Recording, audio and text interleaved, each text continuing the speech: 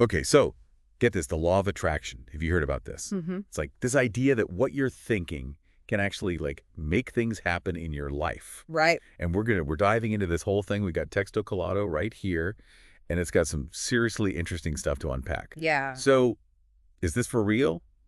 Is it just some wishful thinking? Let's find out. Yeah, let's do it. So, first things first, where does this whole law of attraction thing even come from?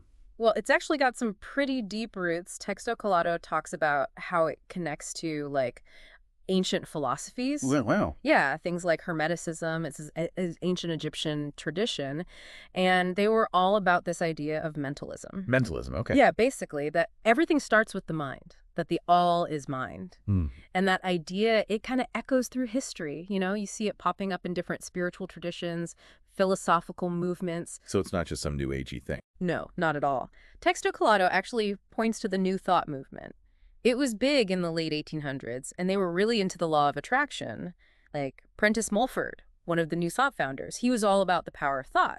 Thought influencing health, wealth, happiness. It's amazing how these ideas, like, weave their way through time, you know? It is fascinating. So we got the ancient stuff, the New Thought movement, but how does this whole, like, attracts-like thing actually work in real life? Well, think of it like you're a magnet, right? Yeah. If you're putting out positive vibes, you're going to attract more good stuff.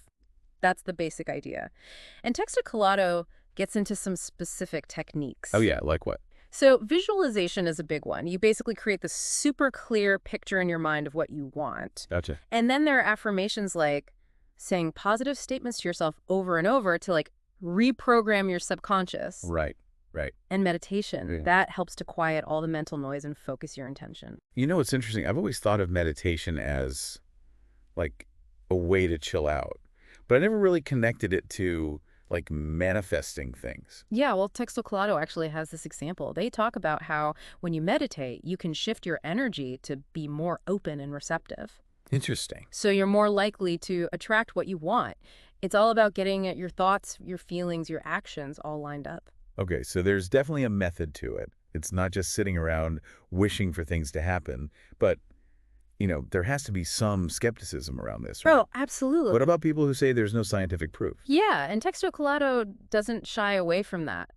Some folks see it as magical thinking, oversimplifying things. And it's important to acknowledge we don't have all the answers. But the book also presents the counter-argument. Maybe we don't fully get the power of the mind. That's true. We don't know everything. Exactly. It does make you think about all those success stories you hear. Texto Colado talks about those, right? Yeah, they do. They actually tell this story about an entrepreneur, someone who wanted to start their own business. Okay. And they were super into visualization. Like they pictured everything down to the details of their shop, happy customers, everything. Wow. And within a year, they actually made it happen. Now, was it all the law of attraction? Who knows? Maybe it was other factors too, but still. It's a powerful example. It really is. So we've gone through a lot here. What's your final takeaway from Texto Colado? What should our listeners be thinking about after this deep dive? You know, if we step back, I think it comes down to taking responsibility for our thoughts. Okay. Whether or not the law of attraction is, like,